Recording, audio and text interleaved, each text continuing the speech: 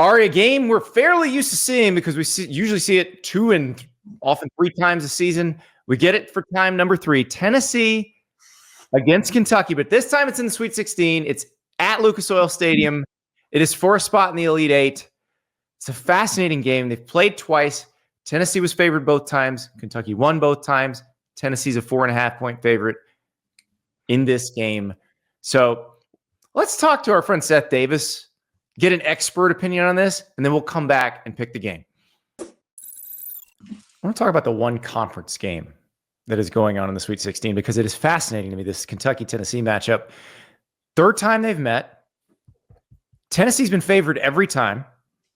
Kentucky's won the 2 previous meetings, and I went back and looked, and because I remember watching them live, and remember Kentucky shooting well, but the numbers were pretty interesting. Kentucky hit 50% from 3 in both games. I think there were 12-24 in both games from 3. Both games, that's correct.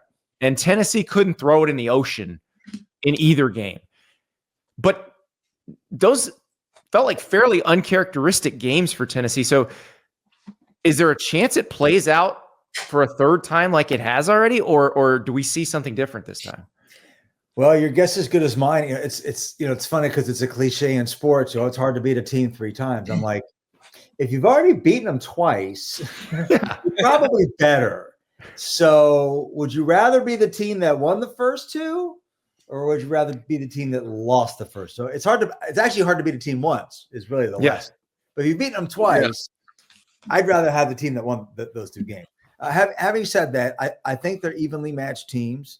I think Tennessee is probably a little bit better, on the defensive end. Now, Kentucky just got their point guard back. Lamont Butler didn't do much in their first game against Troy, but played much better against Illinois. He's a really good defensive guard. I think he was either all defense or defensive player of the year in the Mountain West at San Diego State. So now he's got another 5 days of practice and kind of get in the flow and hopefully rehab his shoulder and be ready to go. So that's a terrific matchup with him and Zakai Ziegler, the Tennessee point guard. Ziegler is a great assist. He's not a big scorer, but he can score.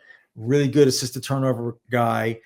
SEC defensive player of the year. And they also have one of the best defensive players in the country in Jemai Mashak.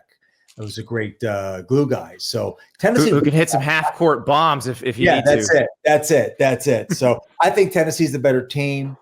I think they win the game, but it's certainly going to be close. Hopefully it'll be close. Can we contextualize just, I know this is like a rivalry, our producers on Pins and Needles about it. Just the need for Kentucky, who's in a bit of a transition in terms of like the program direction, not having the coach that they've had for many years on the sideline anymore. Like, is it important for them to try to, obviously to try to win, but to get back to a Elite Eight situation for program stability? Or do you I don't know, like in football, there's always narrative. Everything with every game is, what does this mean? Or what does reaching this get? Is this kind of a crossroad for Kentucky in the same way that you might find in a football matchup of a big time program? I think they've crossed that road. Okay. With the coaching change. And whatever you want to say about John Calipari, he had the wherewithal to make that decision. He was not fired. He was not going to be fired. He had an opportunity.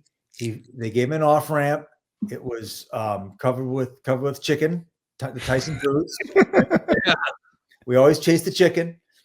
And then they went through a couple, they went down the road a little bit with Scott Drew. He flew out to Kentucky with his family to look at it, really, really think about it.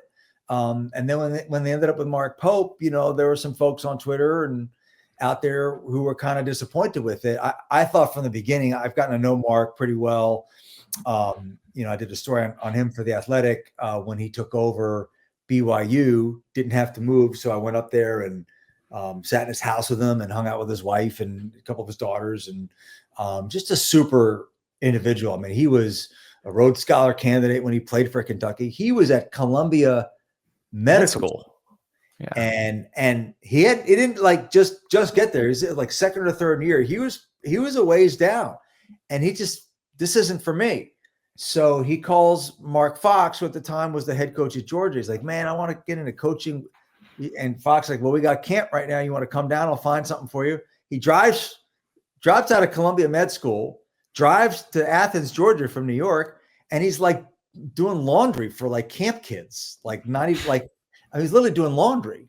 And look at him now, and the vibe around the program. He's just such a, you want to talk about likable now. I mean, he is positive, he's energetic, he gets it. You know, he walked into that arena when they introduced him as the coach. And I mean, how many schools can put 20,000 people in an arena for an introductory press conference? I mean, only at Kentucky. And he ate it up and walked in there with the trophy. So look, he's going to have to go through it like everybody else with the transfer portal. I mean, he came in there with no team. So he had to create a team through the portal. And it's not like they got a bunch of surefire NBA lottery picks. I mean, they have good players who fit well together. That's the name of the game. You got to get your roster and get them to fit well together. I think he gets it. He obviously knows how to coach. So you can tell your producer that their program is in good hands. Well, no, our producer Tennessee guy, but we also have Kentucky Sports Radio is on the On3 network. So, you know, those folks. Now, I had some fun. We had Paul Feinbaum on the show yesterday. And I said, what's the collective psyche of Big Blue Nation going to be like if Cal lasts longer in the tournament than Kentucky does? And they got mad when I posted the clip. But here's the thing.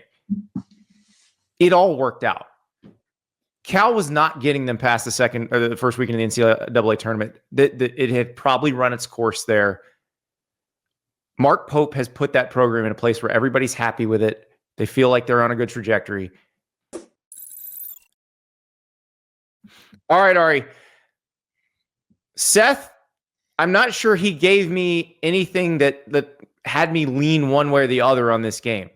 I don't know that anything has changed my mind about this.